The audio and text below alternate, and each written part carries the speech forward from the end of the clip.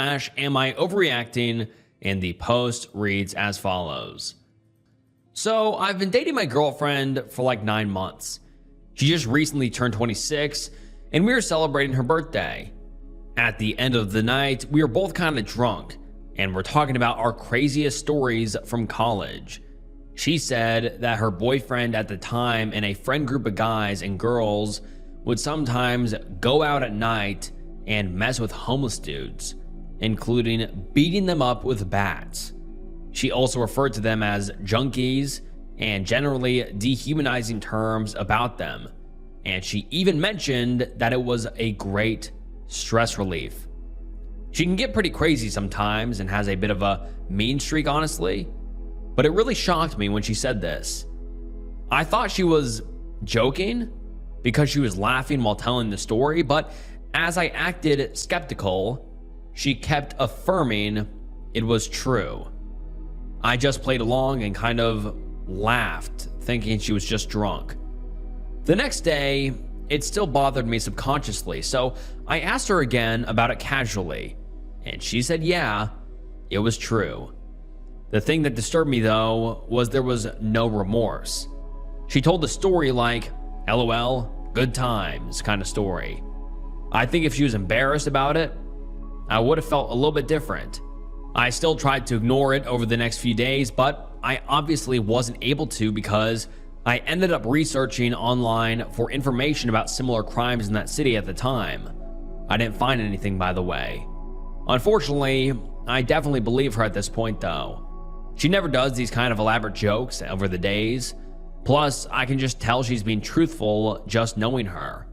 Anyways, like I said, it continued to bother me, so I brought it up one more time a couple of days later. This time, I was more serious.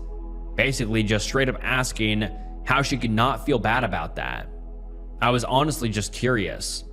She got kind of pissed this time. She asked me if it turns me on, and that's why I keep bothering her about it. I said no, but I just couldn't imagine doing something like that to myself, so that's why I'm asking. Then she started saying stuff like, why are you judging me about stuff that happened years ago?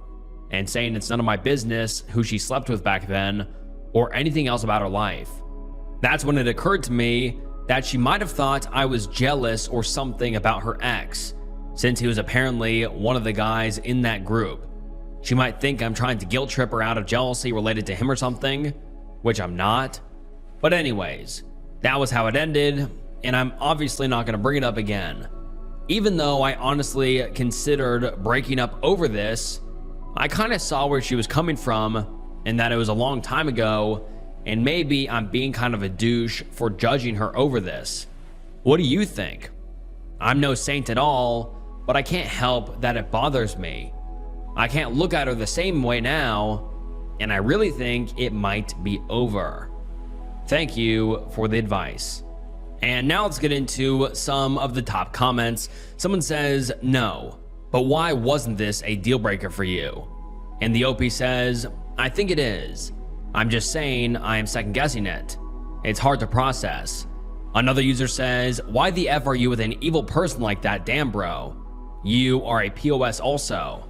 And the OP replies and says, sorry, I'm not trying to justify it. It's just really hard for me. But people do change.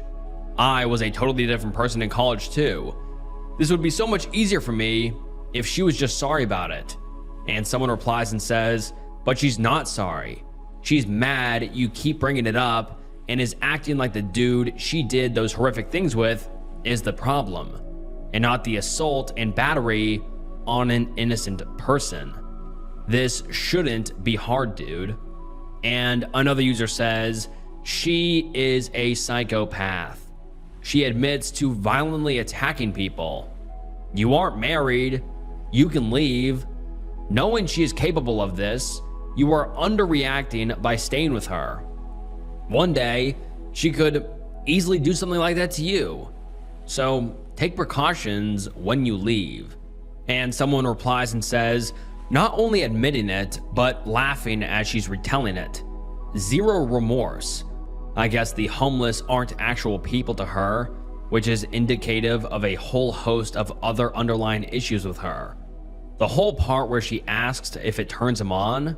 Gross. She's 26, and this happened in college. It's not even that long ago, really. The entire conversation would be a total relationship deal breaker for me. I'd never be able to look at her the same way if it was me. I'm surprised it's even a question. And someone replies and says, vulnerable people no less, as part of a group with weapons for no other reason than she could. And she thinks OP is asking about it because it turns him on? Definitely a psychopath.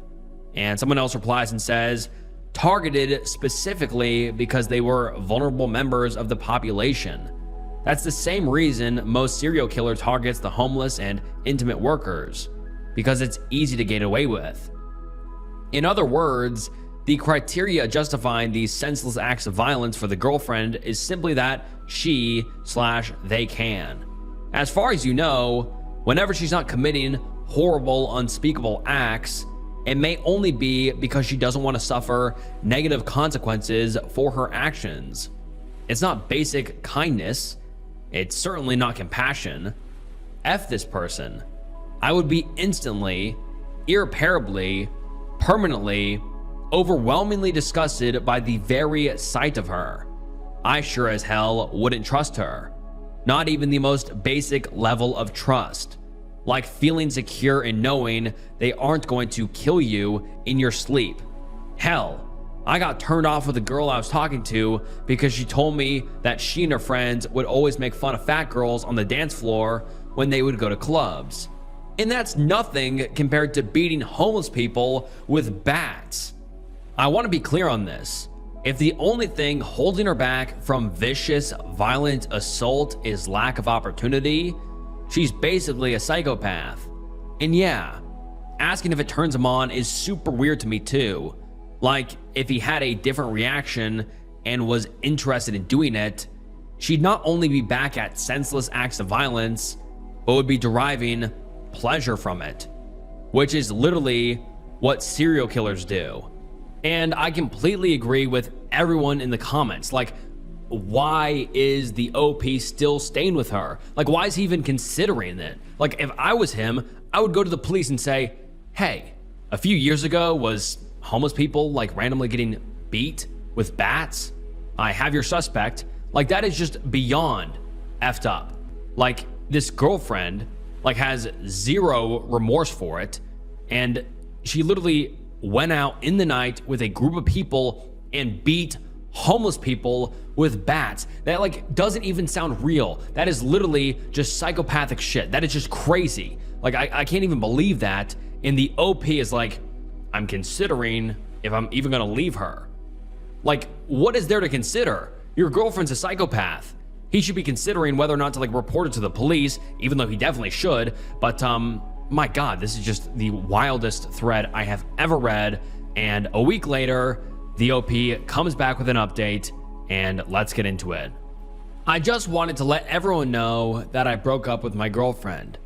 I absolutely do not condone any violence against unhoused people. That's the reason I asked about it, because it seriously shocked me. But then everyone turned it on me and acted like I was condoning it. I'm sorry, but it just takes a lot of time to process when you're in a relationship with someone. You can't just end it like that. Plus, I try to be really mindful of things like shaming women for past mistakes in relationships. The last thing I want to be is one of those guys. And when she accused me of that herself, I started believing I may be wrong. But anyway, when I told her we were going to have a breakup because of what she told me, she actually looked shocked. I think she believed I was joking at first, but I straight up told her how wrong she was for doing that, which I hadn't had the courage to do before. I said how she could have even killed one of those guys and not known it, etc. She didn't have much to say, just looking really angry, honestly. But anyway, once I showed I was serious, she started guilt tripping me about how I'm trying to shame her for her past, etc. The same point she had made before. But in the end, she started insulting me really harshly and eventually turned it around on me, and it was like she was breaking up with me instead. However, she wants to think of it as fine with me. Some of the things she said were really hurtful, if I'm being honest, but I know she was angry, and I just have to keep reminding myself that I did the right thing. As for reporting the crimes, like some people had said, I did try, but I had trouble talking to a person at the police department over the phone. It's across the country from where I am. The phone recording tells me to file reports online. The online form asks me if I know who did the crime, and when I check yes, it tells me I have to file the report on the phone or in person. Anyway, I'm still working on that, but it seems like there's a lot of bureaucracy to do through. Sorry for not responding to a lot of you before, but I was really overwhelmed. Even though this isn't my main account, I want people to know I did the right thing. Take care. My 26 female best friend, who's 23 female, might be in love with my husband, who's 26 male. Where do I go from here? And trust me, this one gets wild. Let's get into it. Throwaway because my husband stalks Reddit. Also, I know he isn't cheating on me. He's at home more often than not, and I have full access to his electronics, as does he to mine. Note, some identifying details have been changed to protect my privacy, such as names. My husband and I have been together since we were young teenagers. We got married last year and have a 6-month-old daughter together. She is the light of both our lives, as we both came from broken homes and want a better life than we lived growing up. My best friend came a few years later. We used to live in the same neighborhood and casually began to hang out. She lives with both her parents and siblings as she is studying to get her bachelor's degree. At first, she didn't like my husband, said that he was clingy and tried to insert himself into our friendship. WTF? She was civil to him because he was my romantic partner. For context, my husband is bipolar type 2, autism, and PTSD, and it causes him to be a little socially awkward and miss certain social cues and taboos. I love him regardless of it all. Over the past few years, we have been hanging out a lot more. She comes over for a few drinks, we go to the movies and even visit local attractions together. We all three have a good time, and my husband does try to make nights for just the two of us often too.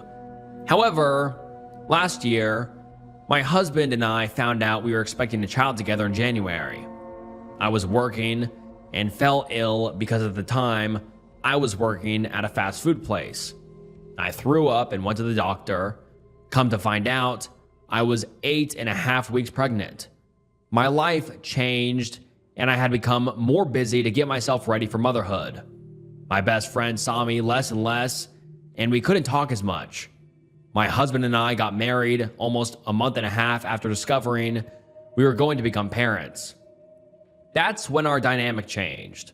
Recently, I applied to school and am currently in college trying to get a law degree so I can become a paralegal and get to law school.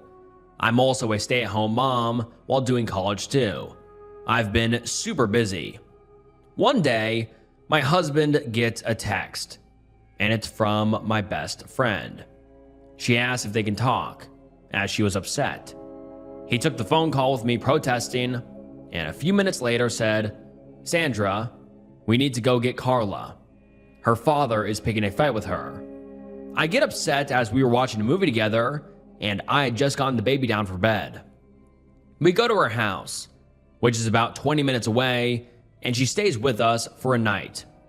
As I get our daughter back down to bed, Carla asked to cuddle with the two of us in our bed. I was hesitant. I have issues with claustrophobia due to a traumatic experience as a child. My husband gave the go-ahead. We settle in for the night. Carla's dad apologized and she heads back home. Once she was gone, I blew up at my husband. What he did was not only inappropriate, but was disrespectful to my boundaries. Ever since when she has an issue with her dad, she calls my husband and vents. One day, while my in-laws were staying with us, my mother-in-law overheard a conversation with my hubby and Carla. She was concerned and asked me if I was okay with it. I said, no, not really. But every time I bring it up, he gets defensive, saying that she needs help, that she is going through a hard time, blah, blah, blah, blah, blah. It is important to note that my mother-in-law was cheated on in the past by her ex, my husband's father. We are also extremely close, and she sees me as a daughter. She hates cheaters with a passion, and my husband, who I will refer to as James, was using the same excuses his father did. She asked to speak to him privately and walked to our living room. They got into a heated match and James apologized to me. He said he didn't know that I was hurting me and causing issues in our marriage. I asked him, how would you feel if I had asked him if another man could sleep in the bed with us?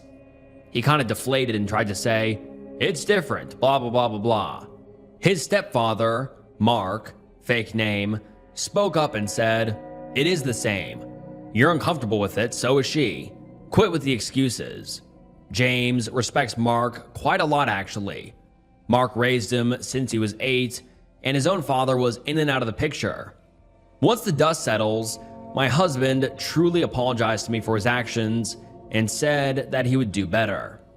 I kissed him, and that was that. However, I wouldn't be right here if that was the end of the issues. Lately, Carla has been calling him 3 to 8 times a day. She says it's because she is bored and has no one else to talk to. I snap. I call him out over the nonchalance about the situation, how when she calls, he answers, how it is making me feel like a third wheel in our marriage, etc. His response? She's just lonely. You're letting it get to you. That night, I slept in the living room. I'm starting to suspect that she is trying to monopolize his time. She calls him for over an hour each time he calls. They talk, she complains about her life, etc. Almost like she is his girlfriend or something.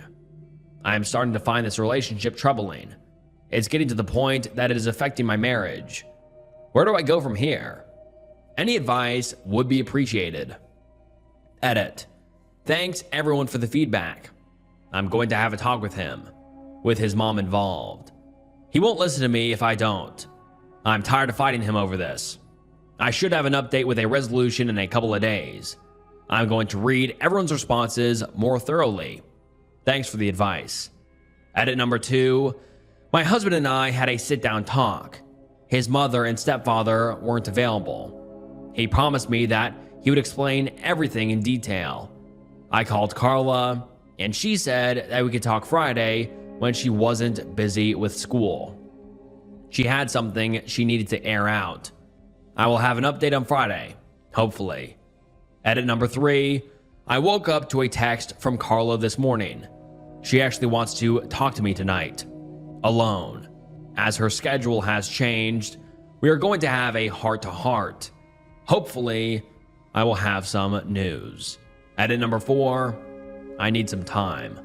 I will post an update later on. My heart is hurting. Husband and I are getting a divorce. Thank you for understanding. And then the OP adds some additional comments in the comment section and says, I quit my job after I found out I was pregnant. I became a stay-at-home mom. Believe it or not, people can have inheritance and have no bearing on job status. My soon-to-be ex-husband is a construction worker who makes good money. I only worked for my own satisfaction at being able to pay for stuff. His uncle was a financially sound man who had no children. That's why my ex got the house. We were looking at getting our own house soon before he died. And then let's get into some other comments. Someone says, you've set your boundaries and he continues to cross them. Is this how you want your marriage to be? She won't stop as long as your husband responds to her every time. And the OP responds and says, you're right. I have issues standing up for myself. Another user says, does he not understand how badly that reflects on him? That he is unwilling to explain his actions to his own wife, seeing the pain and distress you are in regarding the situation? Or does he simply not care because he has feelings for her? In my opinion, if there was no cheating involved, he could have reassured you about that, but explained what was going on with Carla was a personal matter that she needs to share with you herself. And the OP responds and says, sometimes he thinks I'm too emotional. I have PTSD and BPD, and he doesn't understand my disorder. He doesn't understand that I feel things intensely or passionately, or that it is super easy to hurt my feelings. He never even tries to understand me, autism or not. Honestly, I'm considering cutting my losses and going through divorce anyway. It's not worth the emotional anguish he put me through each and every day. And then we get another update 2 days later, which reads as follows. This update is hard. Everything about this situation sucks, and I don't know if I'll be okay for some time. Baby and I are currently staying with my friend, Tanya. To start, James and I are getting a divorce. Carla is no longer a friend to me or our mutuals. The betrayal is too deep for her to be friends with our group. As most of you assumed, James and Carla are indeed having an affair. It started about 3 months ago and just turned physical 1 month ago. They were planning on just up and leaving after James served me divorce papers. They used that ruse that he was helping her through emotional issues to hide the fact. I was crushed. She wanted to clear the air before it got worse. That was when she dropped a huge bombshell. James was going to try and get me to terminate my rights to my child in order for Carla to adopt her. The reason? My borderline diagnosis a few years ago made me unfit to be a mother, and he was sure that the courts would agree. She then handed me 2 separate stacks of paperwork and left. I am contacting a lawyer as I'm writing this. I was seriously hurt. You guys were right. Carla was a snake and only told me this so she wouldn't feel guilty. However, I'm not letting my soon-to-be ex-husband bully me into termination of my rights. I called him afterwards and got very heated about what was going on. James just sat there in silence. I was crying afterwards. I pleaded with him to tell me what I did wrong. For a little bit of backstory, I had a near fatal complication with my delivery of our daughter, where I bled my entire labor. I had to have 2 blood transfusions and haven't fully recovered from it. I was not cleared for any extraneous activity for 3 months, including intimacy. James was getting unsatisfied with all of my doctor's appointments and not getting the intimacy that he wanted. I was hurting and ended up needing another procedure to remove some placenta that didn't naturally come out. I had to have my tubes tied because if I had another child, it'll kill me next time. James wanted at least 2 more kids, and this put an end to his plans. I married a monster. We were together since we were 15, and this is how he repays me? I thought I knew him. He was acting so caring and nice to me. I am absolutely heartbroken. I'm not even sure if I'm going to update this anymore, but if I do, it'll be after the divorce settles. Thank you all for your concern. I'm going to take a step back and take some time to adjust. There is no chance for a healthy co-parenting situation. I'm fighting for primary custody with supervised visits. Carla will not have access to my baby, as I will ask the judge to make a clause preventing her from interacting with my daughter. Thanks for all the advice. Edit. I forgot to add that I contacted his mother and Mark this morning. They are furious that James is doing this to me. They are helping me foot the cost of a lawyer because I'm a stay-at-home mom and college student.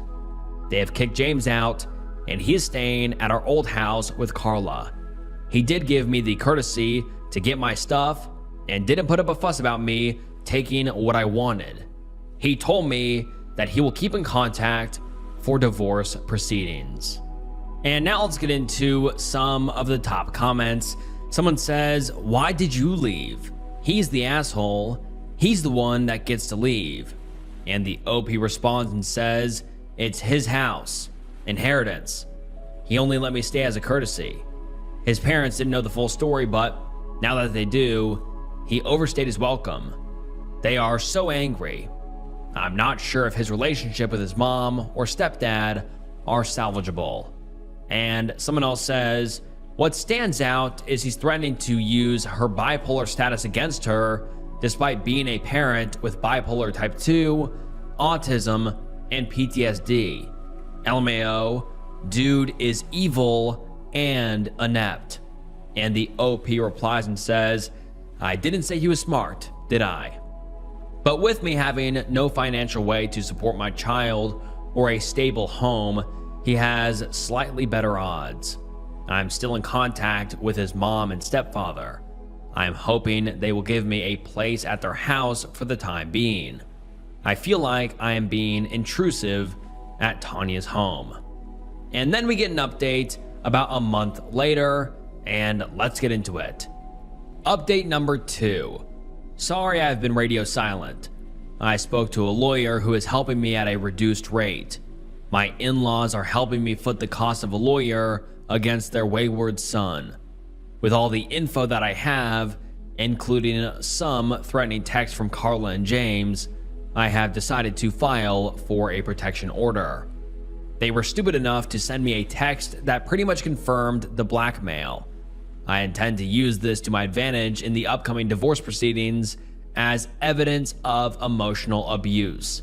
John has continued to maintain that I need to terminate my rights to our daughter so that he can run away with Carla, but I shut that down.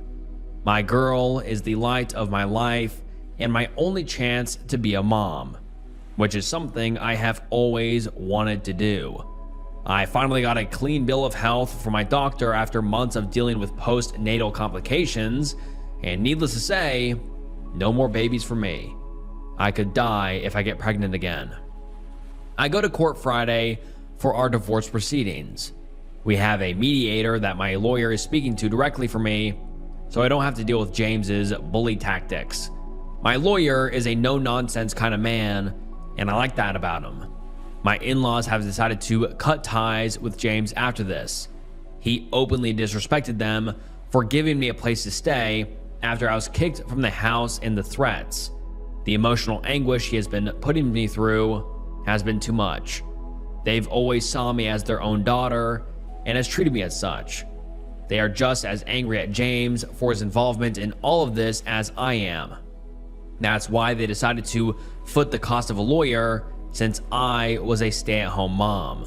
My therapist has upped my therapy sessions to 3 times a week. I was also formally diagnosed with DID recently, which only came out when I blacked out in a therapy session. My therapist and psychiatrist have been communicating and have suspected for a while that I have it, but got confirmed after my recent development in therapy. I haven't told James this, and never intend to. My mother-in-law does know and has been my rock through all of this. As for the commenters on RA that say that I moved on too quickly out of the house for it to seem real, I have one thing to say. I have very little and had to go back and grab the baby stuff. My soon-to-be ex-husband and Carla have went on a weekend getaway to my dream location, which I knew they did to me to hurt me even more. The pictures were sent to me by my current friend, who gave me a place to stay for a few days while my in-laws gave me a place in their home. Baby girl is adjusting to life without her daddy around all the time. She is super fussy most of the time, and I am sure she misses having him around. It breaks my heart to pieces. That's all that I have for you right now. I will have another update on Friday. And one of the top comments says, "It's disgusting how determined they are to hurt you. At this point, it feels like it's something they bond over, which makes me think that once you get over all this and they realize they won't be able to hurt you anymore, their relationship will wither away. Anyways, sending love and courage your way. And someone else says, whatever you plan to use against your husband in court, don't post all your plans here in the event your POS husband and mistress finds this post. Have you considered suing Carla for alienation? And then we get another update a week later titled Update Number 4, Court Went Better Than Expected. I have some great news. Baby girl is safe with me. My lawyer pulled through for me, and my ex wants this divorce to be over with as soon as possible. First of all, I got full custody of my daughter with supervised visitation from ex. His own words came back to haunt him. I had proof of all of his threats and the blackmail of him trying to get me to sign away my rights, and the judge wasn't happy. He torn to James and Carla about their behavior and how they tried to blackmail me and how they were lucky that I didn't press charges for extortion. Because of their bad behavior, he told them that he couldn't in conscience do shared custody because of the evidence of their behavior towards me. He was also worried that they would try to run off with her. Next up, because of all the behavior and aggression towards me that was unwarranted, my protection order was granted. My mother-in-law, who stayed beside me in court, is the one who volunteered to facilitate the supervised visits until my divorce becomes final. If Carla and James try to contact me again, unless it is strictly about our daughter, then they both go to jail. James has to pay me child support. Of course, he tried to protest it, but it wasn't happening. Lastly, after court, James said something that kind of broke my heart about our daughter. If he can't have primary custody, then he is going to petition to terminate his rights. He doesn't want to be tied to me anymore and is willing to let my daughter suffer for it. So my daughter just pretty much loses her father because he would rather break away from me and pretend that I don't exist. I have some additional information from Carla that she said to me afterwards. Apparently, she is infertile due to an illness she suffered from as a teenager. She wanted a baby so bad and to get me out of the picture so that they could play happy family with my daughter. I was stunned. She then asked me if I was happy for tearing their family apart. I had to look at her for a second. She tore my family apart. I wanted to slap her so badly. Because of her, my daughter is probably going to lose her father. I'm sad. That's all I have for you guys. My next update will probably when the divorce finally happens. Thank you for reading this. And then the OP posts an update about a week later, and let's get into it. This update is heavy. Court was on Friday, and I was waiting for the dust to settle before I posted 2 days ago. My soon-to-be ex-husband has been hospitalized. Carla called me this morning, crying despite the order. James tried to commit S-word this morning, and she found him just in time. He tried to OD on his prescriptions, and now he is in the hospital. The doctors don't know how long he'll be there, but I will keep my hopes up for a speedy recovery. Despite the literal hell he has put me through, he is still the father of my daughter. I'm not pressing charges this time against Carla because it was a dire emergency. James is stable, and they are transferring him to another facility for the foreseeable future. I feel almost sorry for her. I don't know when I will be able to update again. I have a lot to deal with and emergency care to plan for. Please keep me in your thoughts as I navigate this difficult situation. Thank you. And one of the top comments is, why did he commit S-word? And the OP responds and says, bad manic episode. My husband is bipolar, and I guess everything got to him too much and he spiraled. Hard. He is alive, but hospitalized. And then the OP comes back with an update about 3 weeks later, titled, Carla has been arrested. I didn't think I'd be back with an update, but it has been 2 weeks since soon-to-be ex-husband was hospitalized for a S-word attempt. Since we have put divorce proceedings on hold for a while, until he gets out of the hospital, I've been taking the steps to spend time with my daughter and my in-laws, who have been my rocks in this situation. Life has stabilized for me a bit. I'm still acclimating to my DID diagnosis. I've been out of it for a few days now, due to some heavy-duty painkillers, but I know some of you are here to see how this saga ends. On to the biggest part of the update. Carla has been arrested and is being charged with breaking a protective order, aggravated assault, and attempted kidnapping, plus a whole slew of other charges. Here is what happened. I was out and about in town yesterday, trying to get a few errands done. I was starting to get hungry and decided to get some food at my favorite spot. It was a small Italian restaurant that I used to go to with my husband before the divorce proceedings started. I ordered my food and sat down to wait for my order. As my food was being handed to me, I saw Carla storm in like she owned the place and decided to confront me. She was hysterical, and I couldn't make sense of what she was trying to say. She then started to punch and kick me.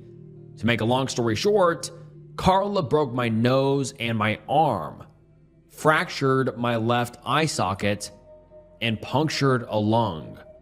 When she realized what she had done, she panicked and tried to take my stroller while I was fighting to stay conscious.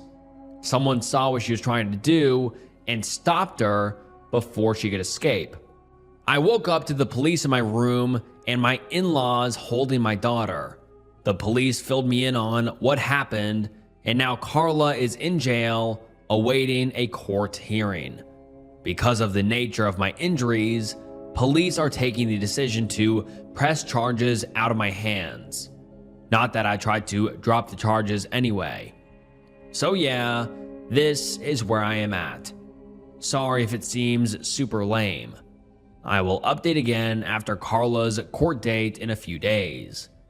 Much love, guys. And the top comments on this post read as follows. Someone says, "This is insane. I'm so sorry you are going through all of this, and that she got to hurt you in this way. But I'm so happy your baby girl is safe, and that now you can likely be free from her. I hope she goes to jail and never bothers you again. Please take the time to heal both physically and emotionally from all of this. Love on your daughter and on your in-laws, who thankfully see what's right and are on your side." And then the OP comes back 5 days later with another update titled, "Carla was denied bond." Carla is still sitting in jail. She is facing some serious prison time, and I'm so happy that I can put her behind me. I also got out of the hospital a few days ago. First of all, let me begin with a small update on soon-to-be ex-husband. He has been receptive to treatment and will be leaving the hospital next Monday. My mother-in-law has been keeping me up to date on his condition, and he is stable now. A lot of you were right. Carla took advantage of her manic episode and need for a stronger dosage of his medicine by convincing him to sleep with her. He has since broken up with her and begged his mother to tell me that he does want another chance to be my husband. That's why she attacked me the other day. She couldn't handle his rejection. To be clear, I'm not giving him another chance. He destroyed my trust by not only cheating on me, but by refusing his medicines for a while and threatening me and our daughter. I'm still going through the divorce, but I may go to counseling to review the custody arrangement and give him more supervised visitation. He's still her father after all. Also, I got a job recently. I was told I got the position the day before I was released from the hospital. I haven't read all of your messages of support, but the ones that I have read, thank you. Carla is still in jail with no chance to get out before the next hearing. Hopefully, she gets what is coming to her. Hubby is stabilizing and begging for another chance, and I am looking forward to starting my career. I will be updating again in about a week. Edit. I just read the comments and some of them are rather harsh about me saying I want to try and give him a little more supervised visits. Say what you want, but soon-to-be ex can go back and try to get the custody order reviewed when he gets out, as long as he is stable and undergoes mandated therapy. The judges will rule in his favor. The review of his custody arrangement is per my lawyer's advice. Otherwise, when he gets better, he can file to have it amended. It's just easier to be agreeable rather than fighting it out. I have no more energy to do so. Carla is still in jail, so my biggest threat is gone. She isn't getting out for some time. Not even her family's influence can help her. I'd rather agree to longer visits than risk having him gain even an ounce of unsupervised custody. At least this way, I know my in-laws will get her out of there if he is still dangerous. It'll also look better on me during this divorce process. And then the OP comes back with one final update, and let's get into it. Soon-to-be ex-husband is out of hospital. He is staying at his home, alone. He is so miserable now that he has lost everything. His mom and stepdad have cut him off for the most part, except during visits with our daughter. His mom told me that he is going to sign away his rights once I get married, if that is what I want. According to her, he wants to reconcile but knows that I'm not willing to do so. He wants his life back before this whole Carla debacle started. He isn't fighting custody at all either. He doesn't want any more visitation than he already has. He is willing to pay child support and alimony to speed along this divorce. He is cognizant of the damage he has done to our family. For context, my mother cheated on my father, and it broke up my family before I was old enough to even remember. Their divorce was final when I was only a year old and my mother abandoned me. I cannot stand cheaters. They destroy lives. James understands this too. Cheating is that hard line for me, so James knew he effed up. Right now, I have an appointment Friday for a discussion with my lawyer about the terms of our divorce and formalizing custody. James's parents are helping me with arrangements for my own apartment. Thank you, everyone. I won't update again until the divorce is final, which should be in 3 months at least. Goodbye for now. And that ended up being the OP's final post. But I hope that the OP and the OP's daughter are doing better now. I, female 44, hired an investigator and have discovered my husband's M47 affair and intimacy addiction. What on earth do I do next? My husband, M47, and I, female 44, have been married for just over a decade, and it has been, for the most part, a loving marriage centered around our two beautiful children. Of course, I've had grievances. He travels a lot for work, is constantly glued to his phone, and sometimes would abruptly pop out for errands that he always has been incredibly vague about. Initially, these didn't concern me that much. He has a very demanding job that has allowed us to have a lifestyle I never thought possible. Meant that I could leave work to be with the children, take us on wonderful holidays, send the children to a great school. I always felt that complaining to him about his work, phone, computer, and random emergencies would be so selfish considering everything he does for us. However, 2 weeks ago, I started getting really suspicious after I'd found contraceptives in the inside pocket of his blazer. There was no reason for him to have it there, as we only have intimacy at home, and frankly, it isn't something we do as often as we used to. This prompted me to do something I never thought I would do, but I found an opportunity to get into his phone when he wasn't looking. I'm not sure what I was looking for. I first looked at his photos, but couldn't find anything. Then I thought I would check his messaging apps. WhatsApp, Telegram, both were password locked, which I found very odd. Only iMessage could be accessed, but there was barely anything there. At this point, I had a sinking feeling something was up.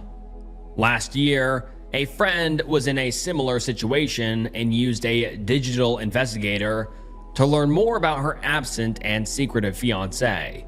The investigator found out that this man had been living a complete double life with a long-term girlfriend in Edinburgh, and unbelievably, a whole business he had set up and was earning money from. She had no idea about the business or all the money he was earning from it, and no doubt spending on his girlfriend. I asked for the investigator's details and requested that they pull together anything and everything they could find about my husband. The investigator spent about a week digging online and came back to me with a report that changed my life forever. I got a call from the investigator, warning me that my husband's report would be a very difficult read, and that I should open it in private at a time that I'd be able to process it fully. Since I received it, I have barely been able to eat, sleep, properly take care of the kids, or speak with him. And yet he is so absent-minded, he doesn't even realize something is wrong. It turns out that my husband of over 10 years has been, number one, having an affair with a woman 15 years his junior. Number two, financing this woman's lifestyle and her failed business venture. Number three, attending intimacy parties with her, where they have intimacy with other partners. Number four, posting in a revolting online intimacy forum, including pictures of his junk and details his addiction to adult videos and escorts to his creepy online friends. And number five, based on this post online, has clearly been spending thousands on escorts as far back as 7 years ago. I have no idea where to go from here. I don't know what to do.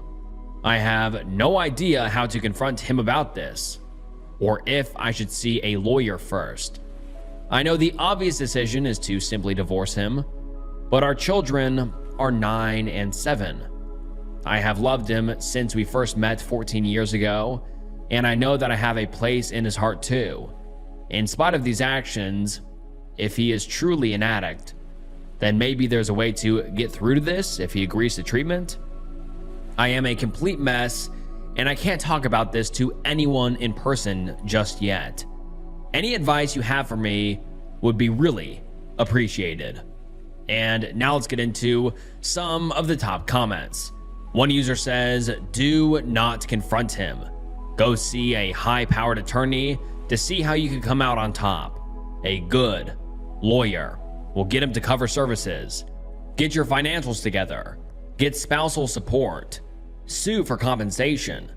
The money spent on escorts and affairs, child support. Have him cover college for both children. Pay for all the schooling and insurance until 26. Get the child tax credits for each year. Because of his chronic infidelity being the cause of the divorce, you can get more than half in the divorce. Also, see if you live in states where you can sue for alienation of affection. Get tested ASAP. Let your lawyer guide you on what to do before you let him know. Also, see as many high-powered attorneys as you can so you have the best shark, and cripple his ability to use them as a lawyer. Don't forget all of his assets, investments, and retirement. Ask for forensic financial audit for any hidden money. Bill him for everything, and do not leave the marital home. Make Slappy D-word move out. I'm sorry you're dealing with this, but you gotta strike hard and be smart. And don't silver line anything or take his word on anything. And the OP replies and says, thank you for this. Sadly, because we are in the UK, cheating doesn't have much of a bearing on divorce outcomes. However, my solicitor is among the best in the UK, and I trust that we are going to do some real damage. Another commenter says, whatever you do, and there is great advice in this thread, please don't blame yourself. There's enough evidence in his behavior to indicate that he'd have done this to anyone, and there's nothing you could have done to foresee this or prevent it. Whatever pain your children will experience from your split will be 100% his fault, and you don't deserve to feel any guilt or shame. And the OP replies and says, I'm still struggling with feelings of guilt. I know this is his doing, but I often feel as though I am a bad mother by not letting my children live in the same home as their father. And another user says, I'm sorry you're going through this. Please excuse me. How much does it cost to hire a private investigator? And the OP says, hello. Sorry to only be responding now. It cost 250 euros for an initial sweep, and then once some fishy things were found, I paid more for some additional hours of digging. And another commenter says, I'm sorry you're going through this. Please seek out a therapist for some support. And please know, you deserve better. And the OP replies and says, I am planning on getting therapy soon, once things calm down a bit and I can have a bit more time to myself. And then finally, another commenter says, number 1, talk to a lawyer before you do anything else. Number 2, no, this is not something that will be fixed or cured via therapy. Therapy only works if the person does the work. It isn't a magical cure that resolves giant issues just because you schedule an appointment and show up. The reality is you have been married to someone who is capable and willing to lie to your face systematically. Therapy doesn't just fix that. In fact, he probably has a personality disorder, which I suspect based on your post about his behavior. He likely will never change. And number 3, do more research into pathological love relationships. Briefly, ask yourself these questions. Does he have difficulties with empathy, egotism, exploitiveness, aggrandized sense of self, distorted perceptions of self and others, self-serving, boundary violations, blame shifting, low remorse, low accountability, motivated by power, control, personal gain? Just a brief place to start exploring who you are actually married to. And finally, number 4, talk to a lawyer and a therapist before doing anything. Someone who specializes in pathological love relationships, ideally. And then we get an update 1.5 months later from the OP, and the post reads as follows. Firstly, I'd just like to thank almost every single one of you who has commented to leave me advice or message me privately. I took a lot of advice on board, especially legally speaking, and this has proven to be of great benefit. I apologize for my long absence and lack of replies. I hope the update below can explain it. I chose to wait until after New Year's as I did not want to rob the children of one last Christmas and New Year's holiday as a family. In the meantime, I researched solicitors and sought recommendations from trusted friends. Rather humiliatingly, I did, after much urging on this website, also schedule and go through with an STI test. It was horrifically embarrassing, but I am relieved to say that it came back negative. I don't know how I could have coped if he had gotten me sick because of his revolting actions. He made my job incredibly easy by flying out for a work trip. Not that anything he says could ever be trusted. On the second, and I immediately got the ball rolling. Met with the solicitor, packed up all of his belongings into 6 suitcases, had the locks changed, and spoke to a child psychologist to work out the best way to explain things to the kids, who are far too young to understand the full picture, of course. Fast forward to a week later, and upon his return, I, having made sure the children were picked up by my mom after school, greeted him to a hallway full of suitcases and divorce papers. I had printed out the report in full and started walking him through it before he started breaking down in tears. it was a compulsion. He was unbelievably stressed, and that if I left him, he would have no choice but to marry the other woman. Whereas he would end it immediately if I were to take it back. This last part was truly the nail in the coffin. I don't think he even realized just how manipulative a comment that was to make. After hours of a back and forth and of his groveling, he gave up. He was left at the bottom of the stairs in the entrance to our home with his suitcases, waiting for a cab to take him to God knows where. There is still a lengthy legal process ahead, and unfortunately, it turns out that him being unfaithful, etc., doesn't really impact how assets might be divided following the legal battle. However, I'm confident that my solicitor will get the outcome I need to keep the house and live independently. In terms of the children, I would rather not discuss them so as to keep it private, but it has been incredibly difficult adjustment, and sometimes I do feel guilty. As for myself, I am still completely heartbroken, and frankly, I don't ever hope to find love again. I just don't think I can quite trust like that again. Finally, I'd just like to say that while most comments have been lovely and supportive, I did get a number of comments and private messages blaming me for my soon-to-be ex-husband's behavior, claiming I did not give him sufficient intimate attention and that I shouldn't complain because he provided me with a certain lifestyle. Firstly, these comments are awful and betray a repulsive worldview with regards to intimacy and marriage. Secondly, our ailing intimate life was not my doing and was, at times, and criticism I myself had of our relationship, not the other way around.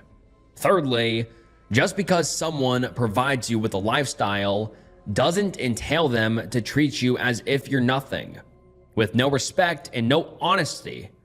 I would have hoped all would be aware of that. And now let's get into some of the top comments. One user says, affairs do matter if you can account for all the money he spent on the other woman. You deserve half of that, and it is often awarded in court because he spent marital money, which is half of yours.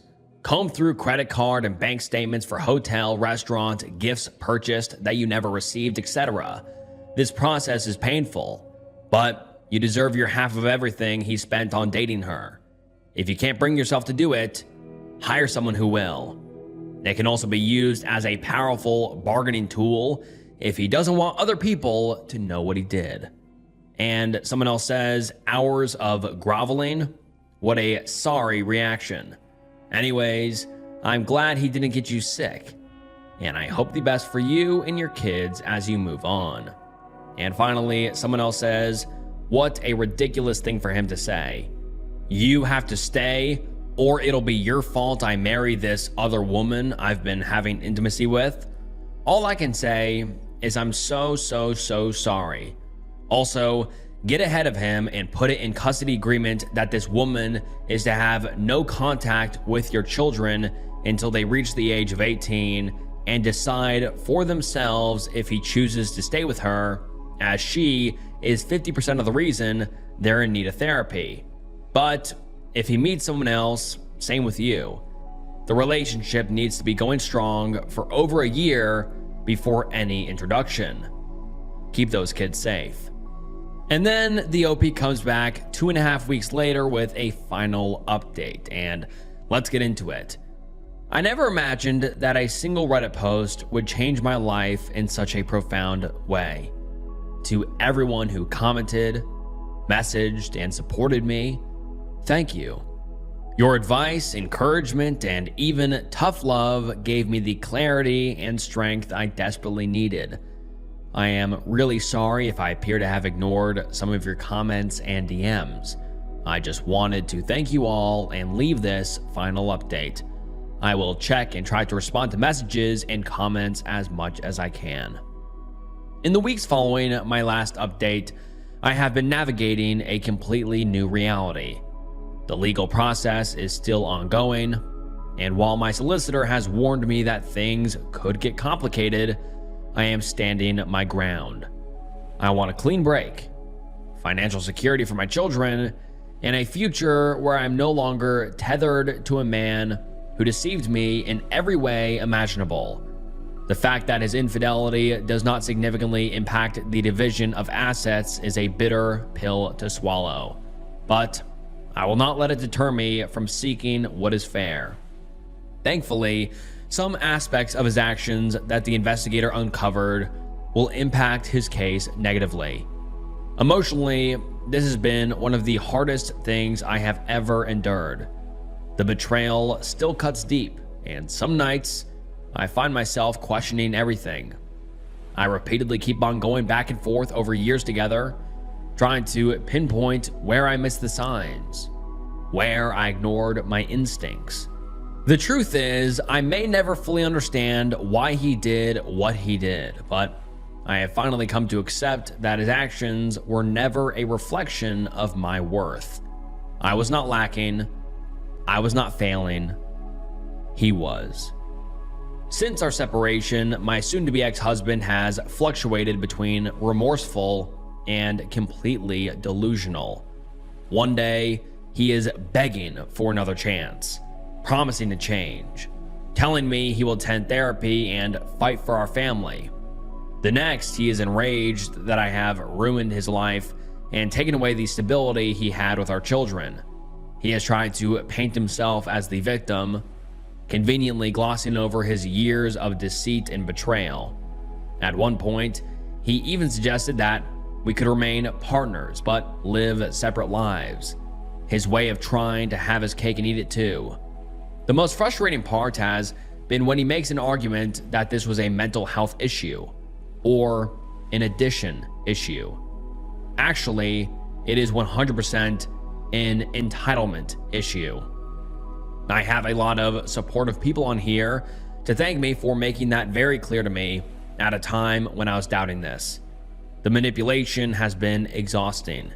He has reached out to mutual friends, attempting to garner sympathy and twist the narrative. I have had to set firm boundaries and remind myself that I owe him nothing.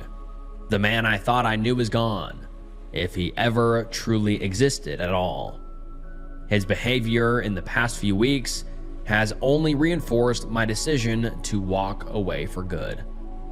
For those wondering about co-parenting, it is a work in progress. I won't share too much for privacy reasons, but he is currently on supervised visits while we establish a longer-term arrangement. The children are adjusting as best they can, and I am doing everything in my power to keep their lives as stable as possible. They are my focus now, and their well-being is my only priority. As for myself, I am healing, slowly but surely. I have reconnected with old friends, thrown myself into activities that bring me joy, and even started to look toward the future with something resembling hope. I won't lie, trusting again feels impossible right now. Love, at least the kind I believed in, feels like a distant and naive concept. But I also know that I am stronger than I ever thought I was, and that gives me faith that I will rebuild in time in my own way. I could have never imagined getting through this when I had first made my post. Here I am, sort of, on the other end of it, still just about standing. To those who may find themselves in a similar situation, please trust your instincts. Do not gaslight yourself into ignoring the signs. If you don't have 100% certainty, find a way of getting it like I did. Either try and gather evidence yourself that you can use in court, or hire a PI investigator like I did. And most importantly, remember that betrayal does not define you. How you rise from it does. This is my final update. I am closing this chapter of my life for good. Thank you all, truly, for being a part of my journey. Am I the asshole for writing a letter to the judge in my brother's case asking her not to give him the minimum mandatory sentence? My brother recently entered a blind plea in federal court on two rather heinous S-related offenses, admitting his guilt rather than going to trial, putting his sentencing in the hands of the federal judge, based on the sentencing recommendation submitted to the court by a probation officer after reviewing the evidence in the case, interview with my brother, and reads any letters of support or victims' statements. My brother is a repeat offender at the federal level, previously arrested in 2004 and served 7 years. He was released in 2011 and supported 100% financially by my mom and stepfather. My mother blamed herself for staying in an abusive marriage to our biological father. In 2015, after 4 years of living on his own, he violated his probation on the state level 3 times from 2015 to 2018. He was most recently released in 2019, and he was able to get a full-time job, get an apartment, and seemed like he had sort of gotten his life back together. Last July, he was arrested by the feds again for 2 near identical intimate related crimes. And by intimate, I mean S, and I can't say the whole word, but you know what I'm saying. The OP continues and says, really bad stuff. Having to tell my mom he was in jail again was one of the hardest things I ever had to do. She was devastated. Seeing that I know my brother better than anyone else, the prosecuting attorney agreed with my decision to write a letter to the judge and probation officer, giving insight into my brother and our very messed up family background that was filled with all kinds of abuse and info about who my brother was, both the good and the bad. My brother is a pathological liar, a narcissist, and can somehow charm people into thinking like he wants, except women. He is an incel at the worst level. I wrote the judge to beg her not to give the minimum mandatory sentence of 15 years. He is facing life. I gave a very clear explanation as to our family history, my brother's previous questionable actions that were red flags that we all missed, and I also included a notarized statement from 2014 that my brother wrote and gave to me detailing his abuse as a minor. When I was going through court actions of my own against our father, in that letter, he admitted to things he was never charged with. Well, now that the sentencing report was finalized, my brother and his attorney were given copies of my letter, and he went nuclear on me in an email to my stepfather, saying how my letter to the judge is the nail in his coffin, and he blames me for what he realizes will be a very long sentence. My stepfather thought I was being a bit vindictive that I included the 2014 statement my brother wrote, because he feels it was unnecessary. While I don't hate my brother, I hate who he becomes, and if he is ever released, he will reoffend, and that scares the hell out of me. Am I the asshole for writing the judge? Edit to add. These recent charges do not involve him violating minors, but rather possession and distribution of illegal content involving minors, which is just as if not even more horrible, because it just continues to add to the cycle of abuse worldwide. Additional edit. For those of you wondering, the statement he wrote, which I had, was something he wrote, notarized, and gave to police when I filed a criminal complaint against my father in a state we lived in when I was a minor that had no statute of limitations. I honestly, even after his probation violations, which were state charges, never thought about that letter/statement, as I had severed contact with him at that point.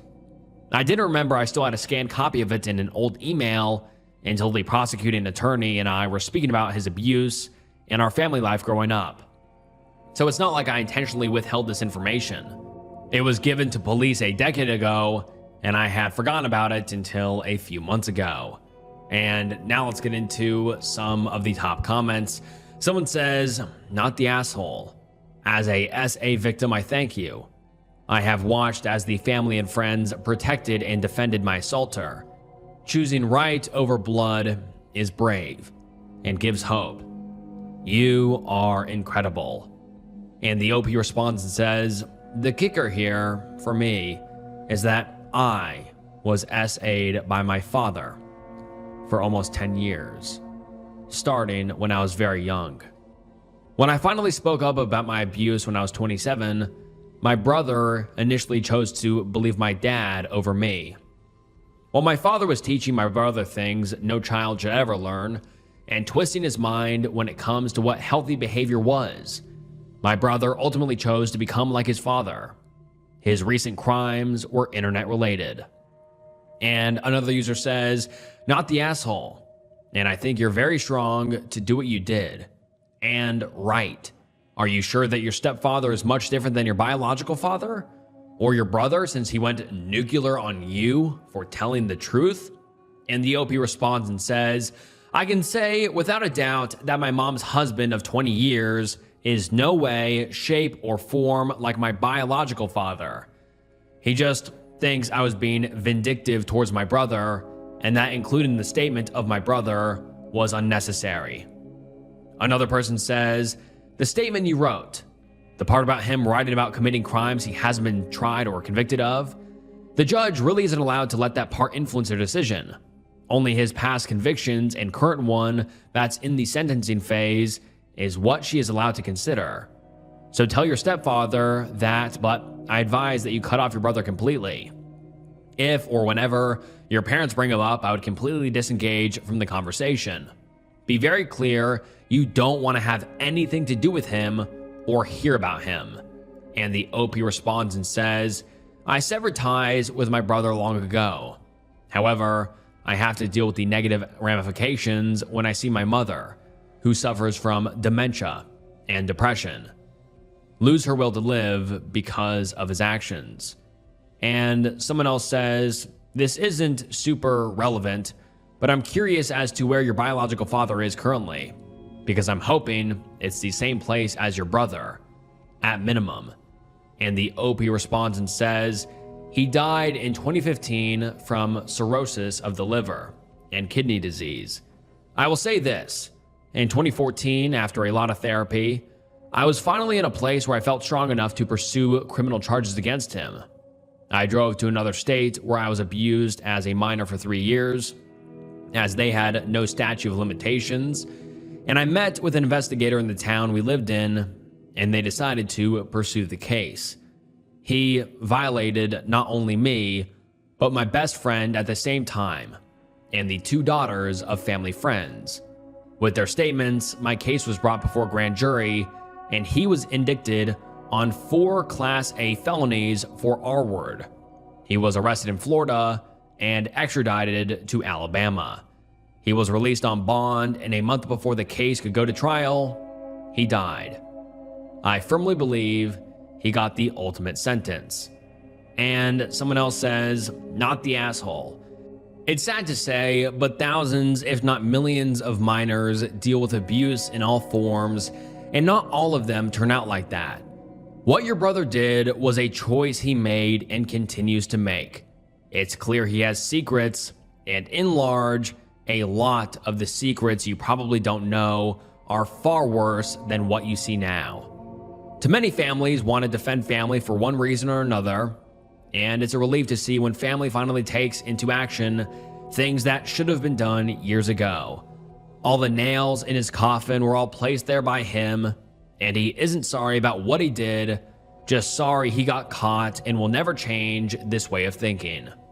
You're helping may others, especially minors, from having to go through similar abuse, along with any future victims who might have to face something far worse because crimes like his only escalate and end in the worst way. He could have been the next toy box killer, and you just saved so many people who didn't know it yet. Your stepdad is pathetic, and I would be wondering if he was too part of this, and if he was also involved in these crimes due to defending your brother. And the OP replies and says, My stepfather married my mom 20 years ago and honestly is a wonderful man. This situation, however, was him questioning my motives in including the letter to the judge. He feels like I am being vindictive and making him pay for the sins of my father. The only reason he supported my brother was due to his love for my mother. My brother's actions caused so much conflict between my mom and my stepdad, as my mom is an enabler and my stepdad truly loves her with all his heart and didn't want to end their marriage because of my brother. So no, my stepfather is in no way, shape, or form a bad person. And then we get an update 9 months later, and the update reads as follows. Some of you may remember the post I did back in June and July asking if I was the asshole for sending a letter to the judge who was deciding my brother's criminal sentencing. In it, I asked her not to just give him the minimum mandatory sentence, detailing our family history and providing more insight into who he was as a person, as he 100% deserved the full sentence recommendation determined in his pre-sentencing report. I had people comment that they'd like an update, so here it goes. After about 4 sentencing delays, he finally went before the judge and was sentenced to the max allowed in his case. 27 years in federal prison. While I hate that this is the way his life turned out, and that he will spend pretty much the rest of his life in federal prison, but these are the choices he made. These were heinous crimes against minors who will have to deal with it the rest of their lives. It is only right that he has to suffer the consequences of his actions. Do I regret sending that letter to the judge? No, not for a moment. As a victim of abuse by our father for almost 10 years, the fact is that he perpetuated the abuse of others through his actions, and my brother knew how my own abuse severely impacted my life. While I know he has severe psychological issues and an adult video addiction due to abuse and indoctrination by our father, it does not excuse him. In my eyes, it makes it worse. So to some, it may seem like me writing the judge was an a-hole move, but my conscience is clear. And now let's get into some of the top comments. Someone says, "It is sad that I'm saying this, but thank you for doing that very hard thing. And it's a good thing that he has gotten the maximum possible sentence. I sympathize with him in the sense that if he hasn't been abused and grew up around abuse, he may have had a very different life. However, after this many offenses, it is no longer about punishment or deterring him from doing it again. He has to be put away because as long as he is free, he is going to hurt more minors. It would be reckless for him to be set free. You did the right thing. I am so sorry for everything your family has gone through." And the OP responds and says, "While I agree with you that had our growing up had been different, his life might have been put on a completely different trajectory. That being said, he had repeated opportunities to seek intensive counseling help, to change his life around and truly redeem himself. Instead, he chose to become an even worse person that he was the first time he was arrested by the feds. It is all about choices and creating your own destiny." And another user says, "Have you told your parents off yet for defending that POS?" And the OP responds and says, "My mother is the only one in the family who is in contact with him, and she has mid-level dementia, but still feels the guilt for staying married to such an a-hole. They divorced in 1999. Although she never knew of the abuse, all the rest of us have severed contact. When he gets out, if he makes it that far, he will have no one. No money, no place to live, no car when he is roughly 78 to 80 years old." And finally, another user says, "Thank you. As a fellow survivor, It's a relief to know that one less perpetuator is running around. How did your mom and stepdad take it?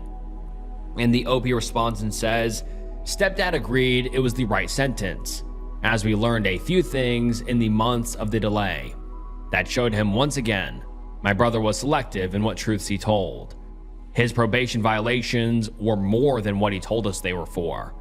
My mom still talks to him on occasion on the phone, but has not seen him since 2021. She is cognizant enough to know he belongs in jail, but still feels responsible for staying married to our father, although she didn't know any of this was going on.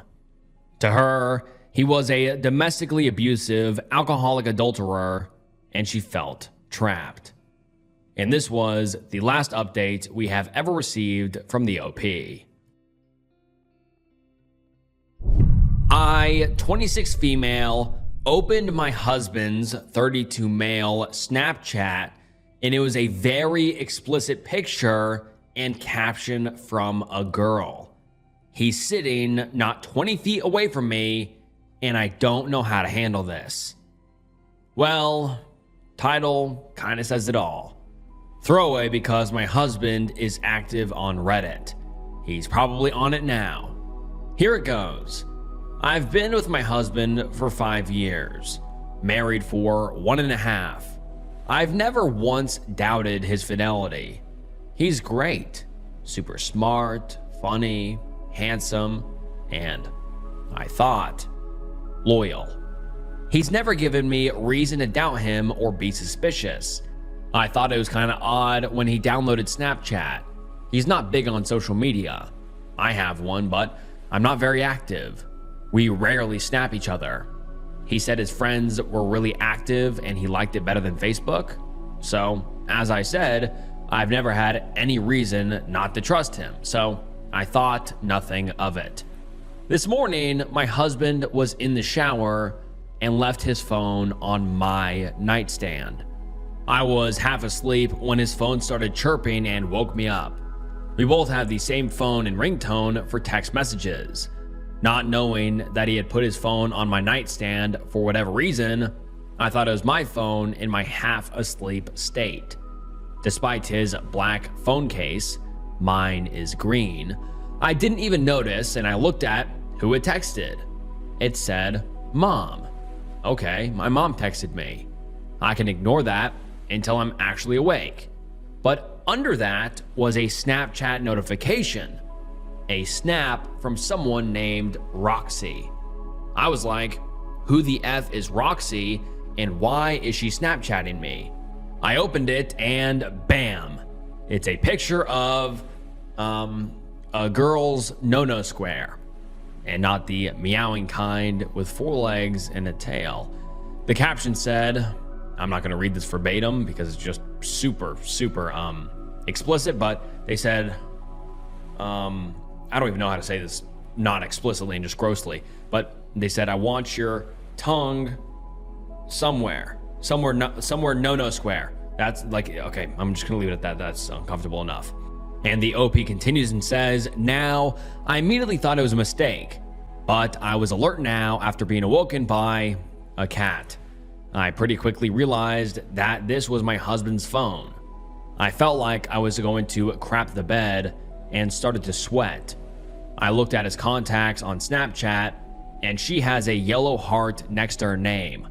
I looked up what that means, and it means they are best friends. WTF? I feel like I'm going to be sick. I didn't do any other snooping because honestly, I know what I'll find. I just don't understand how he could do this. We're happy. I thought we were happy. We have intimacy a lot. And here's the real kicker, Reddit. I'm almost 12 weeks pregnant with our first child. He's sitting in the recliner about 20 feet away from me right now, and I just can't find the words to confront him. How do I say what I need to say? There is no way I am somehow overreacting or misreading this situation. Is there? I'm heartbroken and don't know what to do. Update. First and foremost, thank you for all of the love and support. I feel it from here. Honestly, thank you. It's amazing to me that strangers care so much about my baby and me. Love back to all of you. So, my husband knows something is up. I don't know if he saw that I opened a Snapchat from Roxy and is afraid of what I saw and afraid to bring it up, or if he's clueless and can just tell that I'm upset about something. He's been asking me if I'm okay or if something is wrong about every hour. I told him my sister was having a hard time. Ironically, she just broke up with her boyfriend. Why? He cheated. And I was going to go over to her place for dinner. I live in Pacific time zone, and to spend the night with her. I'm here now. My sister is 20 and a whiz at the social media thing. She stalked his Facebook to see if this Roxy person popped up anywhere. She looked through his friends, bingo, and we found her. Well, at least I'm pretty sure. I didn't see her face to the Snapchat. The screen was too full of her crotch. She's Facebook friends with my husband's good friend. She is listed as a receptionist at my husband's friend's law firm. My husband works a couple blocks from the law firm, and he stops by often to grab lunch with his friend. So that would explain how they met. Still formulating a plan on confrontation, trying to get as much information as possible first. My sister wants to burn his life to the ground. And honestly, I do too. But I'm going to address this in the most adult way possible so that I can walk away from him with my head held high and be a deserving role model to my baby girl. Not sure it's a girl, just a feeling. Good news, my uncle is a lawyer. Most of what he deals with are divorces. I've already contacted him and asked if we could discuss some potential legal issues. Didn't specify what yet. Feels like something I should do in person during our meeting. I told him it was urgent. We are meeting tomorrow morning. I will try to update as much as I can, and from the bottom of my heart, thank you all again, internet strangers. And then the OP gives us an update 2 days later, which reads as follows. Again, I am overwhelmed by the support and love I've received from everyone. It feels great to be comforted and cheered on by you all. Thank you so much. So, husband cheated. He has been since, quote, maybe 2 weeks before last Christmas, according to him. I was very calm when confronting him and took the advice many of you gave me by telling him that he needs to explain to me who Roxy is and why she is his best friend on Snapchat. His face gave him away immediately, but he still tried to lie to me at first. He said that she works with his friend and they met when his friend invited her out to lunch with the two of them. At first, he claimed he only met her about 2 months ago. He said that they're best friends because he doesn't receive many Snapchats from others and she is extremely active on the app. He said she just sends randoms and is really into fitness, so she sends a lot of inspirational snaps on being healthy and living a better life. He said that every once in a while, he'll send her something back, like a picture of a cheeseburger or something, just to tease her about her level of health consciousness. First, I asked why he didn't just tell me about her. He said he didn't even think about it because she's just an acquaintance, not even a friend. Then I asked if he'd ever received anything even remotely inappropriate from her. He answered with, not on purpose. I'm assuming he went with that because he knew I opened that Snapchat and he probably knew it was a bad one. I asked what not on purpose means. He got very defensive, started raising his voice and saying he doesn't need to explain what that means, that sometimes people accidentally send the wrong Snapchats to the wrong person. Then he had the nerve to say something along the lines of, I feel like I'm on trial here. People warn me that you get crazy when you're pregnant, but I never thought it'd be this bad. Now, as some of you mentioned in my last post, it seems amazing that I'm able to keep such a level head. That is because I was raised by a mother who always told me that you never accomplish anything with anger, that you can be emotional, passionate, upset, etc., without ever raising your voice. Messages received quietly and concisely are just as loud and clear as messages received through yelling and screaming. That is how I have lived my life for 26 years, with the exception of just a few blow-ups. I am human. This moment was an exception. I didn't exactly yell and scream, but I became furious. For him to try to blame this on me being pregnant, how unoriginal and offensive. Long story short, he said he'd never seen me this crazy, and I told him that I'd never seen a picture of another girl's cat on my husband's Snapchat before. He came back with that I shouldn't have looked at his Snapchat. I came back with that it was an accident, but even if it hadn't been, there shouldn't be any reason he's receiving Snapchats like that for me to see, accidentally or not, in the first place. I told him that I may be pregnant, but I'm also an intelligent person and I am his wife. So I knew he was lying and I deserved to know the truth. I asked if I could see his text messages to see if he's been texting Roxy. He said sure. No messages. Then I asked to see his Facebook messages. He looked like a kid caught with his hand in the cookie jar. He told me no. I asked him why. He finally broke and started to cry. Told me he couldn't let me see the messages because they would hurt me. Because they were inappropriate. Then it all came out. They screwed in the backseat of the car the first night they met. This is already long, so I'll spare you the details. But it's been an ongoing affair for months now. No, they did not always use protection. Although I was recently screened for STIs, I'll be getting checked again in light of this information. My uncle already assured me that if he was unfaithful, we would cream him in court. Really, the only thing I'm willing to fight him tooth and nail for is our home. I put a lot of effort and money into making this home my dream space. I won't be seeking spousal support, but I will seek child support. I'm obviously heartbroken and told him to go stay in a hotel or with Roxy for all I cared. I confronted him last night. My mom and sister stayed the night with me last night and let me sob all over them for hours. Right now, I'm sort of numb, but I'm also thinking very clearly. I know what my next 10 moves are, and I feel supported and secure in my decision to leave him and keep my baby. A few things I just wanted to clarify. My husband is not a lawyer, his good friend is.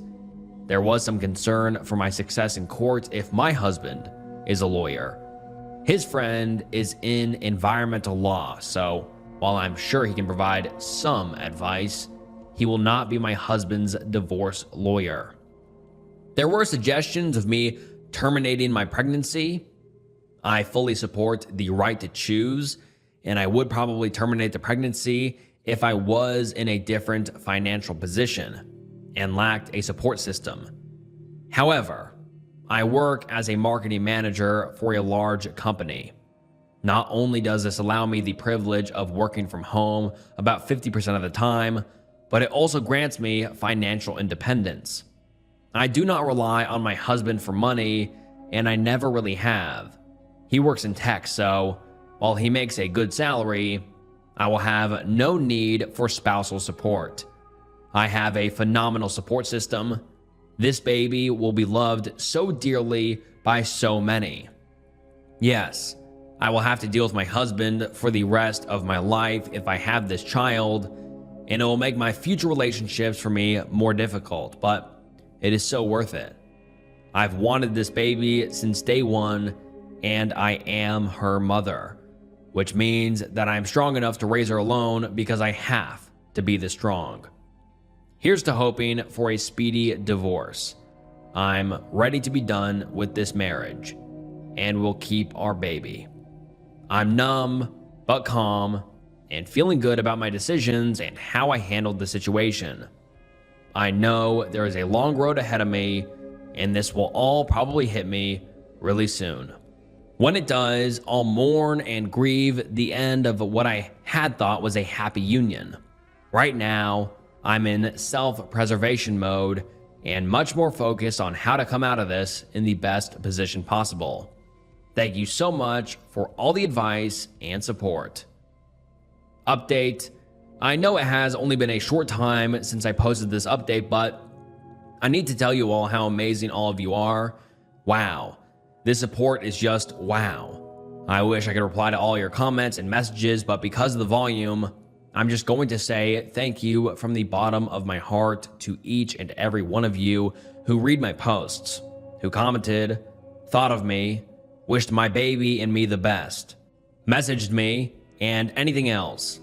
I'm currently at my parents' condo, sitting outside at their pool, sunbathing my little baby bump and reading each and every one of your amazing and empowering comments.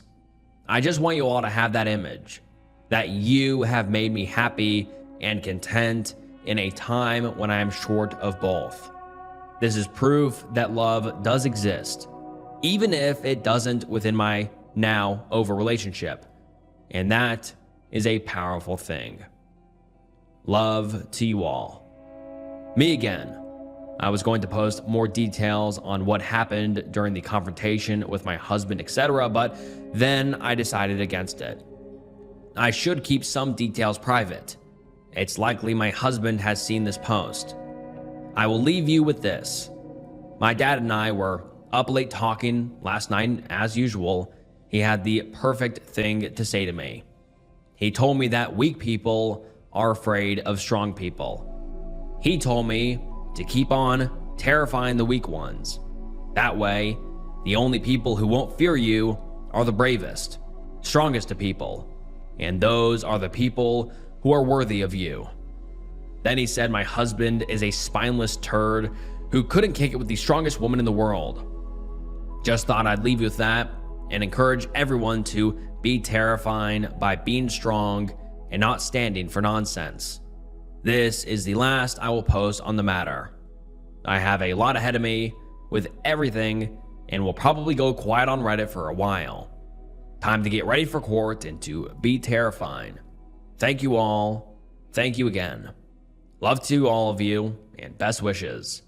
Love, T. My girlfriend had a meltdown and fell asleep on my couch. And the post reads as follows.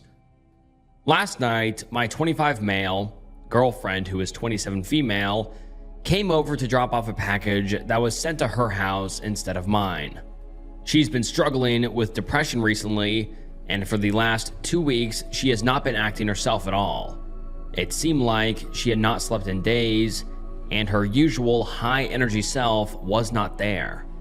I asked her if she was okay numerous times, but she kept pushing me away and gave one-sentence answers about how she is fine, and I didn't need to worry.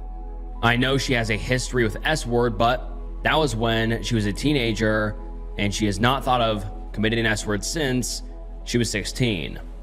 When she came over, she was in really bad shape.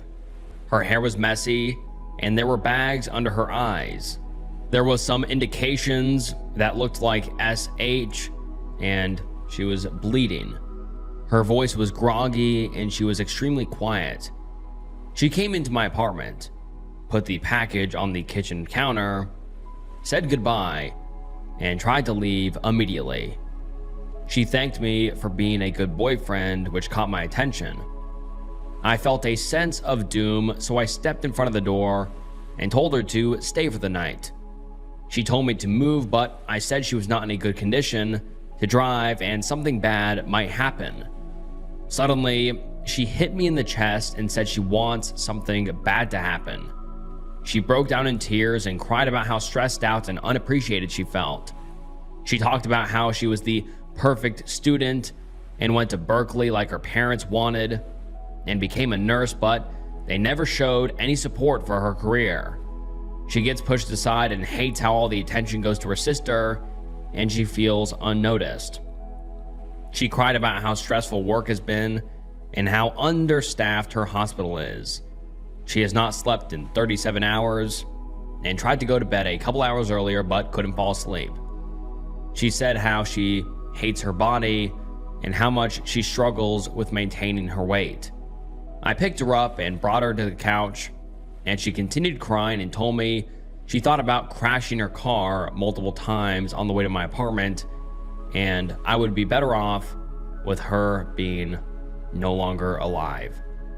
She finished off by saying she doesn't feel human and how difficult it is to get out of bed, then fell asleep in the middle of crying.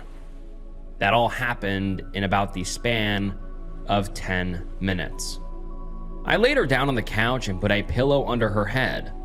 I stopped the bleeding that was going on her arm and put some bandages on the wound after I cleaned it. I put a blanket over her and stroked her hair for a while. I started crying watching her sleep. I knew she was going through a rough time, but I did not know how bad it was. I got a blanket and pillow and slept in front of the couch in case she woke up. It's 10 a.m. right now, and she's still sleeping. She's been asleep for 14 hours and has not moved. I don't know what condition she's going to be in when she wakes up, but I hope she is calm and open to talk about getting help. Edit. Thank you for the replies. She woke up a couple of hours ago after sleeping for 16 hours, and she explained everything. She was at work 2 days ago, and an elderly patient yelled at her and shoved her. She reached her breaking point, and when she got home, she threw out her antidepressants. She gets a refill on Thursday and went into a manic episode. She went to work yesterday without sleep, but walked out an hour into her shift and relapsed into SHing. She decided she was going to drive and crash, but wanted to see me one last time, so she dropped off the package to do so. Thankfully, I saw the signs and stopped her, and she had her breakdown. She asked if I could stay with me for a couple of days, so we drove to her apartment to get some things, and she played music and sang her heart out. She wanted Wingstop, so I stopped to order her something, and she ran into the grocery store nearby while I was in line and got her favorite ice cream. We drove back to my apartment and ate, and she is currently taking a shower. I think she's going to quit, to be honest. I saw a comment asking me to call out for her, but I think she's going to call out entirely. She seems burnt out. I'm also going to bring up the idea of her talking to a therapist again. Thank you for listening to my ramble, LOL. Your support means a lot to me. And now let's get into some of the top comments. Someone says, good work. This sounds rough. I hope she can make it. Nursing is not a safe career anymore. I would encourage her to apply for stress leave. She should talk to her HR. And the OP replies and says, she has the mentality of going into work and refusing to look weak, but that mentality is destroying her. She is going to resist applying for stress leave, but last night is something I don't want to happen again. She mentioned the possibility of changing careers recently though, so I hope she looks into that idea. And someone else says, thank you for sharing this. As someone with a history similar to your girlfriend's, I really appreciate reading this and having that reminder of not being alone. And the OP replies and says, thank you. You are never alone. And then we get an update 4 days later from the OP, and let's get into it. The update reads and is titled, my girlfriend showed up to my work drunk and high. A couple days ago, I posted about how my girlfriend was in the middle of a mental crisis and fell asleep on my couch for half the day. She took a mental health leave from her job and found a therapist this morning who she says will begin to see her next week. She got her medication refills on Thursday and has been trying to relax, but when I came back home later, she was not there. I texted her, and she said she was out with friends and would be back soon. She came back a couple hours later with a brown bag, but did not tell me what it was. She went into my bathroom to hide it and told me not to open it. I was a little concerned, but decided not to push it. It turns out she was hiding booger sugar in the bag. I am a firefighter, and I worked today. And the next 2 days and tonight, she showed up at my station drunk and high out of her mind. She knocked on the door, and my lieutenant opened it, and I immediately recognized her drunk voice. She stumbled in asking where I was and started crying when she saw me. My lieutenant told me to take her home, so I guided her to the car and drove her back to my apartment. She started yelling about her job out of nowhere, then fell asleep. When I reached my apartment, I carried her up the stairs and sat her down on the couch. There were wine bottles and a line of booger sugar on my kitchen counter. I called the station and said I'd be back in about an hour and cleaned up the kitchen and made sure she had no risk of ODing. I have never been more mad in my life. I am okay with alcohol in my apartment, but any kind of drugs are unacceptable. My father was a drug addict, so drugs are forbidden from my apartment, and my girlfriend knows this. I am upset about that, but showing up inebriated and high at my job in front of my coworkers is even more unacceptable. I have been trying my hardest to put myself in a position to move up a rank, and now I am the guy who had to drive his drunk girlfriend home. How did she even get to the station in the first place? I hope it was an Uber or something. I love my girlfriend with all my heart, but she needs to find serious professional help. I have been able to weather her manic episodes, but this incident is something I'm not going to be able to let her go quickly. I know she has mental health problems, and it's something I have to accept to be with her, but she's not taking her health seriously, and it's affecting her life, and it's starting to affect mine. She says she was going to admit herself to a psychiatric hospital on Thursday, but it's Saturday morning, and she's in my apartment, passed out on my couch. I love my girlfriend, I really do. The past 4 years with her have been amazing, but she keeps getting worse, and it's getting harder to help her. I watched my mother ruin her life trying to fix my father, and I don't want to end up on the same path as her. At some point, I have to draw a line. Update, she took herself to the hospital and admitted herself. She sent me a picture of the sign-in sheet and apologized for her behavior. I don't feel anything at this point.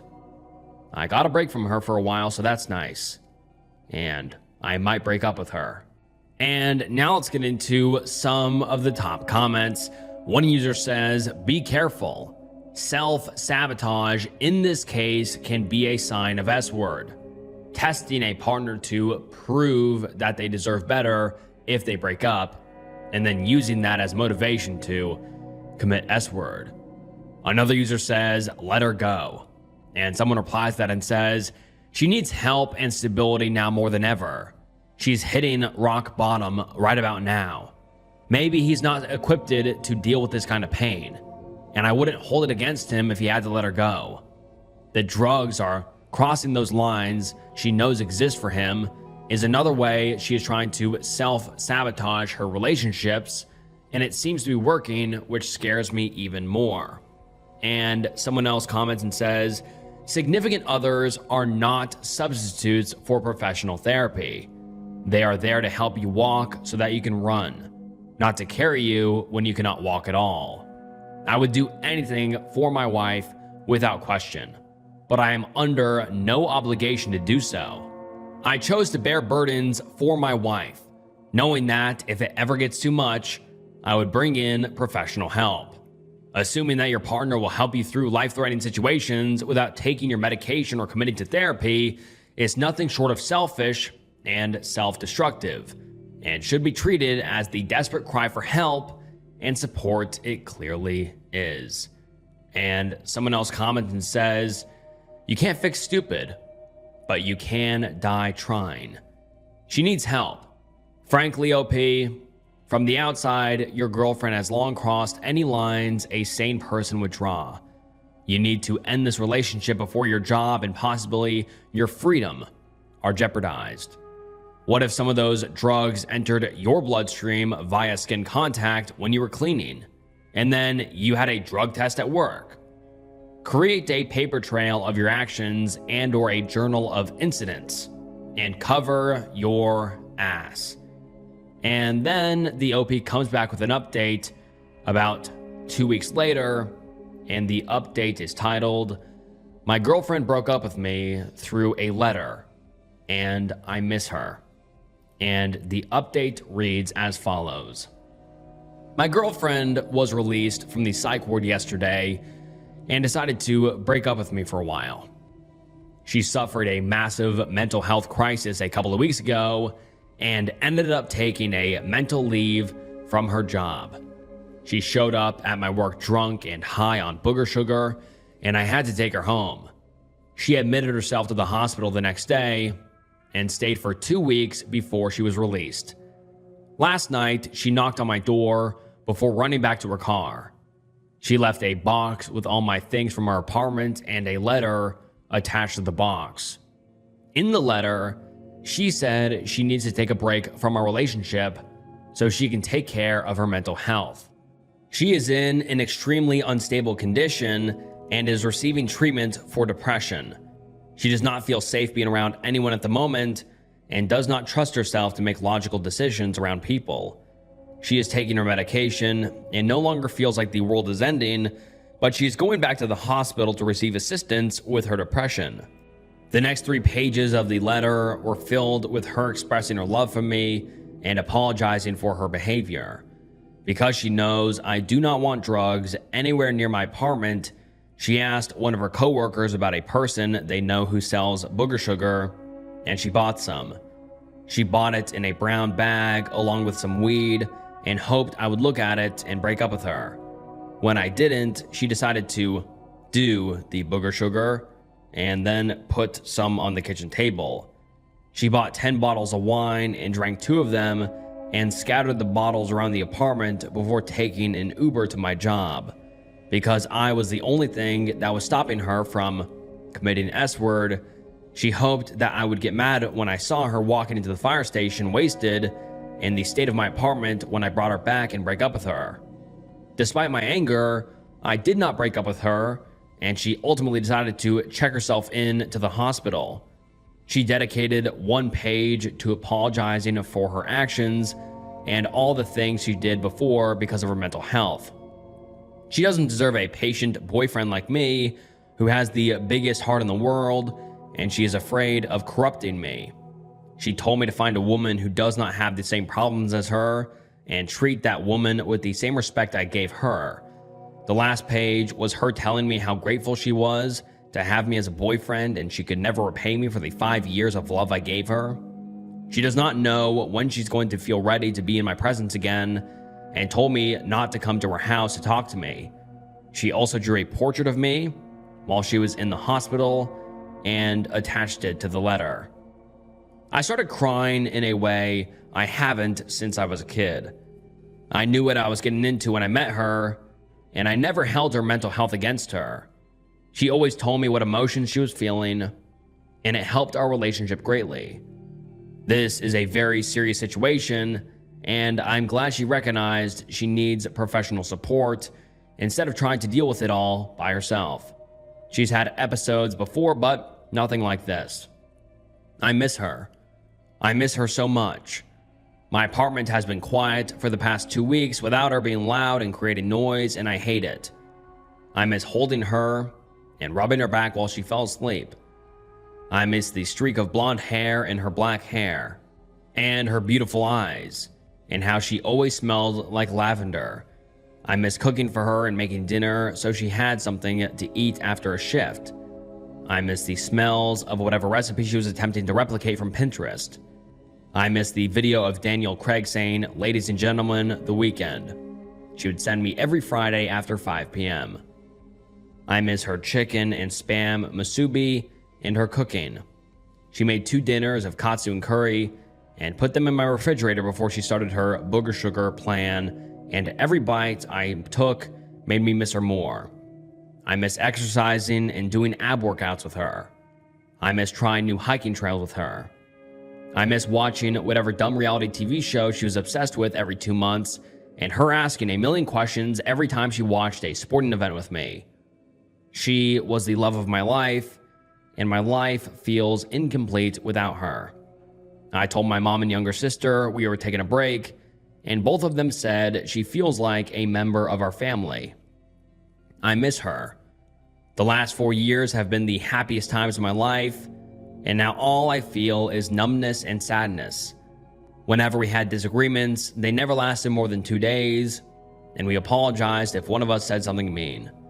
She was the place I called home, and the only person I feel safe confiding in, and now she's gone for I don't know how long. I want to be right by her side, giving her a hug and telling her how strong and beautiful she is, but I can't. I know she's serious about improving her mental health, and she's making an effort to get her so that makes her feel at peace again. I hope she's able to find a sense of calmness in her mind. I collected all her things and dropped them off at her house this afternoon, then got on the highway and just kept driving for an hour.